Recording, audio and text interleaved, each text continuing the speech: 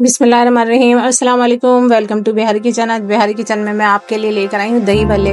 बहुत मज़े का, बहुत अच्छा बनता है ये। मैं माश की दाल का बना रही हूँ, लेकिन ये दही बड़े जो भल्ले जैसे पकोड़े बनाते हैं ना, ये थोड़ा बड़ा बड़ा सा बना ले तो और बहुत अच्छा लगेगा। ये मैं पीस ली बिल्कुल बारीक। इसको मैं भिगो दी 5 घंटा, तो मैं इसको कम से कम भिगोई। और उसके बाद जब इसको आप बनाए ना तो अच्छी तरह वॉश कर लें, क्योंकि माश की दाल में थोड़ा स्मेल होता है, तो उसको अच्छी तरह धो लें 3-4 पानी से।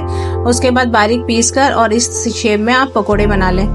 अब इसके अंदर कुछ भी नहीं, बस बहुत ज्यादा हो तो आधा चम्मच आप इसमें चीनी डाल दें। चीनी डाल के फेंटे तो आपको फीका नहीं लगेगा पकोड़े। जो इसका पकोड़े है ना, बाज़ लोगों को फीका लगता है, तो ये फीका नहीं लगेगा। थोड़ा सा आप चीनी 1 चम्मच या आधा चम्मच डाल दें तो बहुत अच्छा इसका जायका आ जाएगा। तो इस तरह देखिए मैं पकोड़े बना ली। इस तरह फुला, देखिए किस तरह फूल गया है, बिल्कुल एकदम बहुत अच्छा बना था ये। फूल फूल के इतना देखिए माशाल्लाह से बहुत अच्छा बना।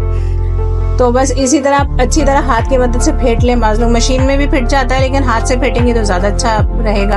और पानी में डालने के बाद फ़ौरन आप निकालिएगा, जज्ब हो जाता है, इसमें पानी बहुत जल्दी जज्ब कर लेता है। तो बस फ़ौरन आप इसमें से निकाल लें, देर तक नहीं रखिएगा, नहीं तो पानी पी लेता है तो फिर टेस्ट नहीं आएगा पकौड़े में आपके। ये दही मैं ले ली, 1 पाव के करीब मेरा दही है। इसमें 3 से 4 चम्मच मैं सिर्फ चीनी और क्रीम, थोड़ा सा मैं इसमें 2 से 4 चम्मच इसमें क्रीम और दही दोनों अच्छी तरह मैं फेंट ली। और चीनी भी 3 से 4 चम्मच, मैं 3 चम्मच डाल दें। वैसे 4-5 चम्मच आप लोग ज़्यादा मीठा खाते हो तो मीठा डाल दें 4 चम्मच। तो बस 1 पाव में 4 चम्मच चीनी बहुत होगा। तो इस तरह आप अच्छी तरह फेंट लें और फेंटने के बाद पकौड़े बना के इसमें डाल दें। और ये देखिए बारीक सा मैं बेसन सिर्फ बेसन घोल ली थी।